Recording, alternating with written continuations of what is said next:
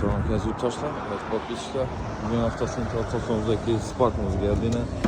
Majgarlar kul tuttu. Bakayım metan tuttu. 4. Spark'larını 2019 işlep çıkargan maşın 4 tabanlı yengi yine görüşeceğiz mümkün. Chevrolet Polit yaxşılarından kul tuttu.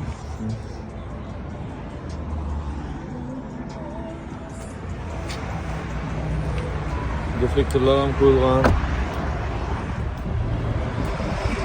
Mashina 2019-yil. Bunları bedachida 2 tanda ketmasi bor. Bemalol sog'lig'iga ko'rsatib borishingiz mumkin. Bellarni yaxshi saqlanibdi. Mashinamiz 90 ming kilometr yurgan. Rezultatlar o'zini tan narxi xudo 79 million so'm. 2019-yil shum kelgan bo'lgan mashina. Polni avtokritika qiziquvchilar bo'lsa bemalol murojaat qilishingiz mumkin. Manzilimiz 9 nafar Kapital Bank.